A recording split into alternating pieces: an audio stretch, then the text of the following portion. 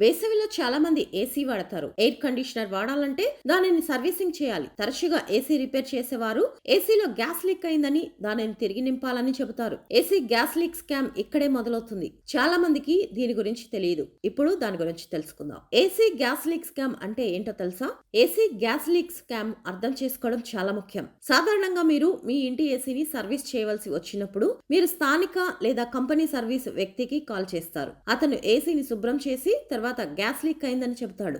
Gas refill చేయడానికి ఎంత ఖర్చు అవుతుందని మీరు అడుగుతారు. దీని తర్వాత సర్వీస్ వ్యక్తి ఒక మొత్తాన్ని కోట్ చేస్తాడు. మీరు కొంచెం బేరం చేసి ఆపై అంగీకరిస్తారు. సర్వీస్ వ్యక్తి గ్యాస్ రీఫిల్ చేసి మీ నుంచి డబ్బులు తీసుకుంటాడు. కొన్నిసార్లు గ్యాస్ లీకేజ్లు నిజమైనవి. అలాగే గ్యాస్ రీఫిల్ చేయవలసి ఉంటుంది. గ్యాస్ రీఫిల్ చేసినట్లు నటించి మీ నుంచి డబ్బులు తీసుకుంటాడు. ఇదో రకమైన మోసం. చాలా మందికి దీని గురించి తెలియదు. అలాగే దీని గురించి పెద్దగా పట్టించుకోరు. దీని కారణంగా సర్వీస్ పర్సన్ ఏసీలో గ్యాస్ రీఫిల్ చేయకుండా వారి నుంచి డబ్బులు తీసుకుంటారు. ఈ మోసాన్ని ఎలా నివారించాలి? దీన్ని నివారించడానికి ఒకే ఒక మార్గం ఉంది. మీ ఏసీ సరిగ్గా పనిచేయడానికి, మంచి కూలింగ్ ను అందించడానికి ఎంత గ్యాస్ ప్రెషర్ అవసరమో మీరు తెలుసుకోవాలి. ఇది వివిధ టన్నుల ఏసీలలో మారుతూ ఉంటుంది. 1.5 టన్ ఏసీ గురించి తెలుసుకుందాం. సర్వీస్ పర్సన్ వచ్చినప్పుడు ఏసీ ఆన్ చేసి ఏసీ నడుస్తున్నప్పుడు దాని గ్యాస్ ప్రెషర్ గురించి అడగండి. తర్వాత ఏసీ ఆఫ్ లో ఉన్నప్పుడు కూడా గ్యాస్ ప్రెషర్ గురించి అడగండి. రెండు రీడింగ్లను పొందిన తర్వాత పైన ఇచ్చిన పట్టికలో వాటిని పోల్చండి.